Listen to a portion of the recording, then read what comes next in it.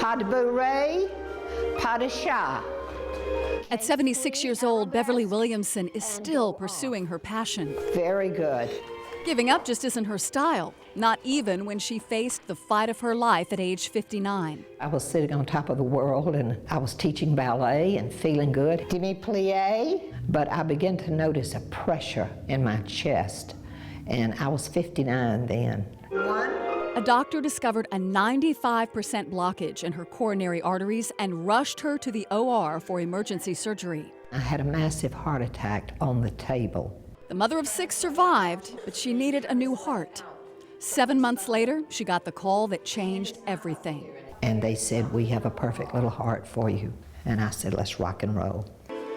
Little did she know, while she was about to receive the ultimate gift, another mom faced her worst nightmare. This was the memory page they did for him. On February 19th, 1996, 16-year-old Clayton Sechrist lay in a hospital bed clinging to life. The new driver had crashed his car less than 2 miles from home. He had a severe brain injury, and so he was taken to Gwinnett Medical Center, where he was basically on life support. His mother, Ann, and his father, Nelson, stayed by his side until there was no hope left. Lucky for Beverly, Ann and Clayton had talked about organ donation when he got his driver's license.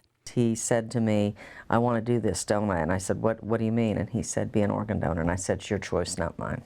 And he made the choice. In the end, Clayton's choice helped 43 people. 43.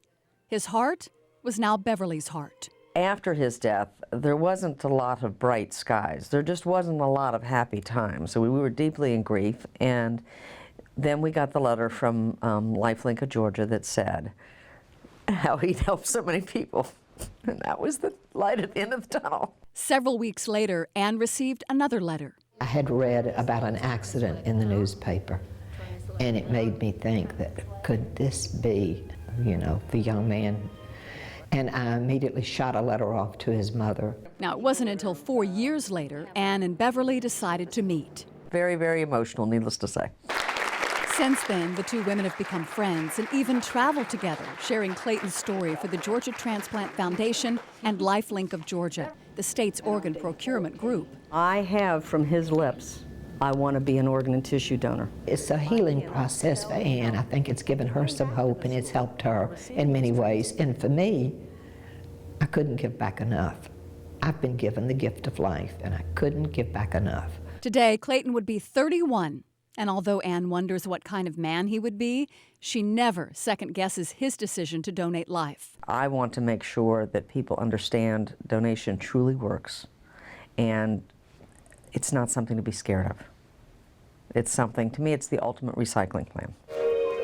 And living proof, donation works. That's as close as I'm gonna get today. Sometimes I amaze myself at what I do. Go!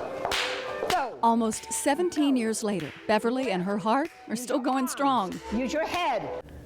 And that little heart was dropped down in my chest. It hasn't missed a beat yet.